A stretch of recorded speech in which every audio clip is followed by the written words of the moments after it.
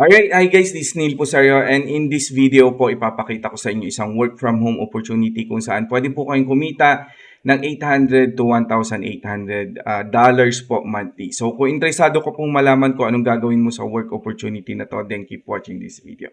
Alright, para po dun sa mga interesado pero wala po kayong experience working from home pero gusto nyo pong mag-work from home para po sa mga parents, stay-at-home parents, sa mga single mom, single dad, OFW, student, freelancer, mga gusto pong mag-try na mag-work from home. Keep watching this video lang po kasi maya-maya ipapakita ko po sa inyo kung paano kayo mag-start working from home. Alright? Anyways po para dun sa mga gusto na pong mag-apply dito sa work na ito, nandiyan po yung link sa baba. First link po dyan sa baba, i-click mo lang po yun para makita mo na po itong job listing.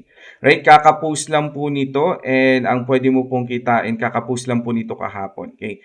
I-upload ko rin po itong video today. Okay? And ang kikitain mo po is 800 to $1,800. So, i-compute po natin yung $1,800 times 55. Almost 100,000 po, 99,000 pesos po, hindi na dinagdagan 1,000 ni client. Okay, pero 99,000 pesos po ang pwede mo kitain sa work opportunity na ito. And ang hinahanap po ni client is eBay and Etsy professional manager. So basically, account manager po ang hinahanap ni client. And most probably po ikaw magmamanage ng dalawang store po. So kung if may experience ka po about eBay or Shopify or Etsy or Amazon, itry mo lang po mag-apply. Kasi although iba-iba po yung pag-keyword research, pag-listing and so on and so forth, pag may konting experience ka po sa kahit na anong e-commerce stores, may masasagot ka po sa interview and malay mo po ikaw po yung ma-hire. Kasi ako po, dati po, Amazon account manager po ako pero may nakita po akong Etsy, doon po ako nag-apply, natatanggap din po ako. So i-try nyo pa rin po, okay? I-try nyo pa rin po. Okay, so i-discuss po natin yung mga gagawin mo sa work na to. Okay, so basically, Etsy and eBay management,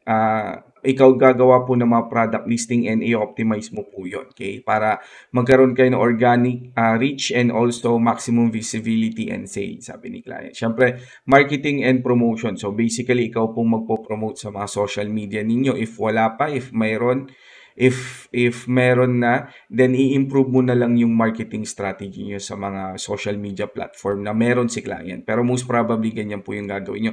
And also kasama rin po diyan ng pag-ads, okay? So advertising. So maganda po if may basic knowledge ka about Facebook ads and Pinterest ads, mga ganyan po. Hindi naman po kailangan sobrang advanced po, okay? Hindi po kailangan sobrang advanced po ang knowledge mo pagdating po sa Facebook ads. Okay? Basta alam mo mag-set up ng ads manager, matututunan mo rin niya unti-unti. Ang dami ko na pong na-try na naghahanap po sila ng Facebook ads na nag-try po ako mag-apply, natatanggap po ako kahit na hindi po ako ganun kagaling pagdating po sa Facebook ads po. Hindi sobrang advanced po. Intermediate, siyempre, pero hindi po sobrang advanced.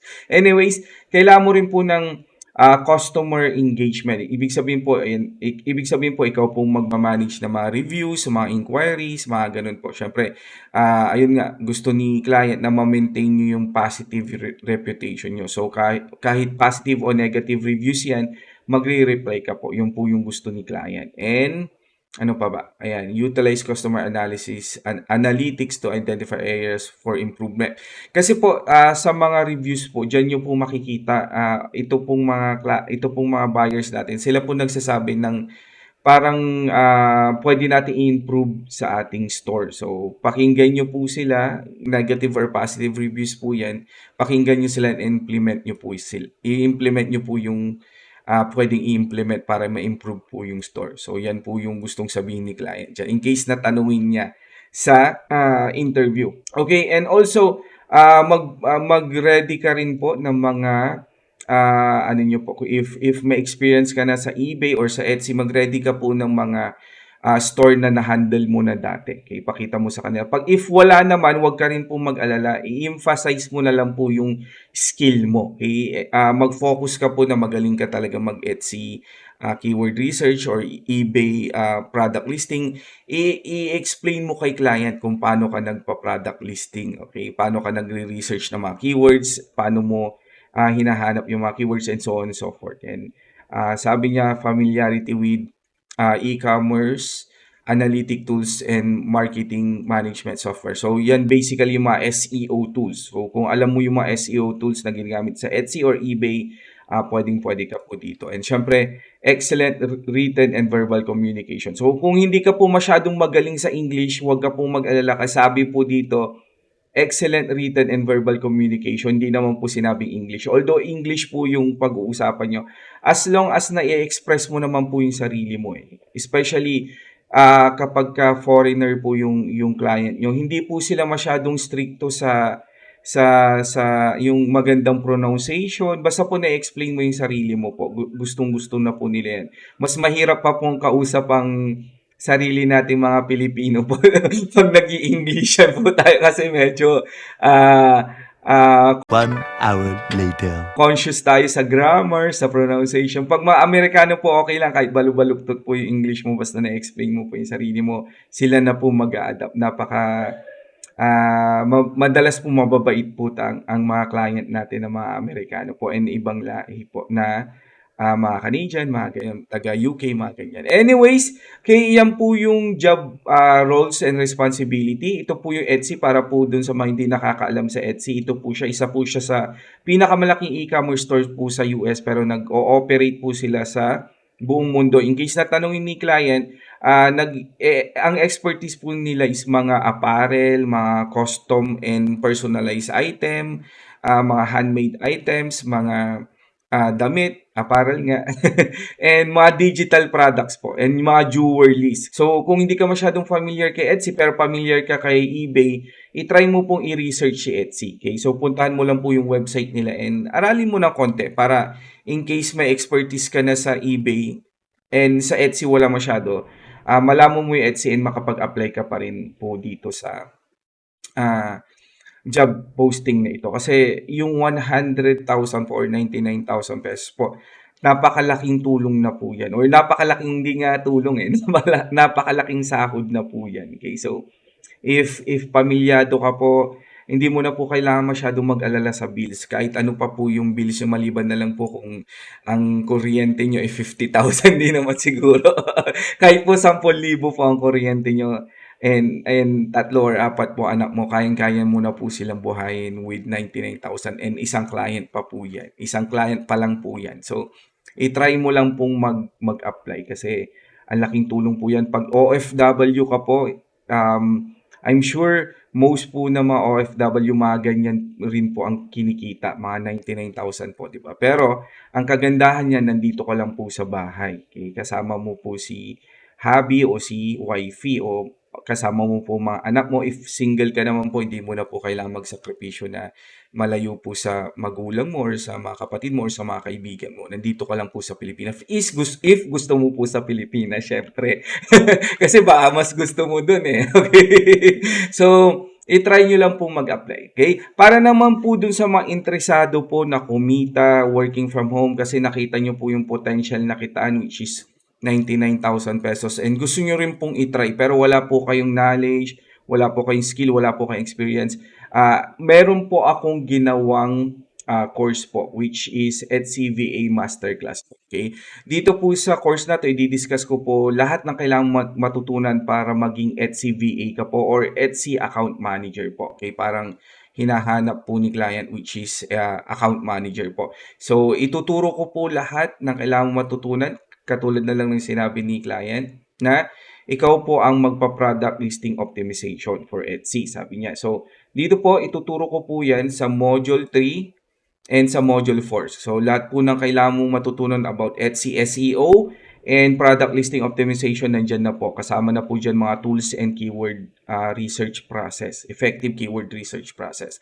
Okay, and sabi niya rin po dito, marketing and promotion. Okay, so kasama rin po yan, nasa Module 6 po yan, customer service, shop management, and reporting. Siyempre, magre-reporting ka rin po kay client. Lahat po ng function ng shop, Etsy shop dashboard po, alam mo po lahat yan from creating discount, ads management, and so on and so forth po. Kasama rin po dyan ang social media marketing and advertising po. Okay, so tuturuan po kita kung paano ka mag-promote sa Facebook, Pinterest, and more. And tuturuan din po kita kung paano ka gumawa ng Facebook ads.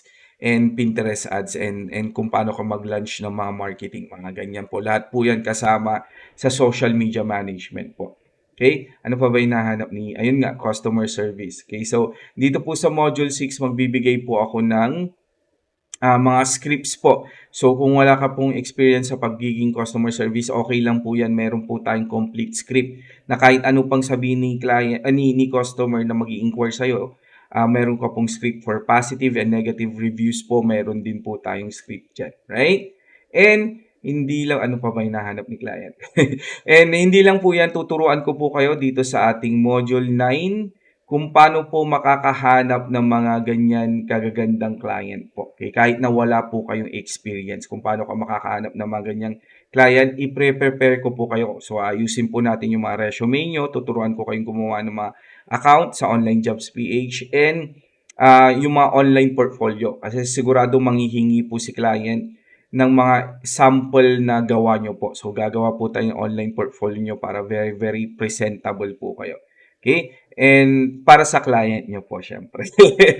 Okay? And syempre, hindi lang po yan once nakahanap ka na po ng client mo na maganda and malaking magpasahod, paano mo po sila i-approach ngayon? Paano ka po magpapa-interview and so on and so forth. So, tuturuan ko po kayo kung paano nyo po sila i-approach by creating a cover letter. Okay? And syempre, sasagutin natin lahat ng mga pinakamadadali and pinakamahihirap na interview questions na itatanong po sa'yo. So, wala ka na rin pong kailangan isipin with regards to interview questions kasi meron na po tayong scripts na ibibigay. And hindi pa po natatapos dyan ang support ng ating HCVA Masterclass dahil gusto ko po talaga makakuha kayo agad ng inyong client kahit na wala kayong experience, kahit na wala kayong knowledge. Okay? So, meron po tayong weekly webinar kung saan tuturuan ko po kayo kung paano po magpa-interview. Okay? So, ipapractice po natin yung mga scripts na natutunan mo po sa Module 10. Okay? And ang hahasain po kita hanggang sa super confident ka na po sa pagsagot sa mga interview questions. Okay? Pagdating mo po sa interview, para ka na lang pong nakikipag-usap sa kaibigan mo or kapatid mo or asawa mo or kung sino man, di ba?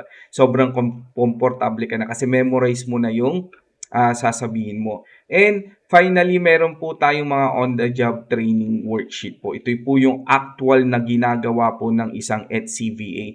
Meron po akong team and ito po yung mga pinapagawa ko sa kanila, ipapagawa ko rin po sa inyo. Meaning po, meron na po kayong actual work experience. Pag tinanong po kayo ni client kung nanghingi si client po ng mga sample works nyo po, pwede nyo po ipakita yan. And katulad na lang po ng product listing specialist worksheet. Okay? So, kung halimbawa, naghahanap si client ng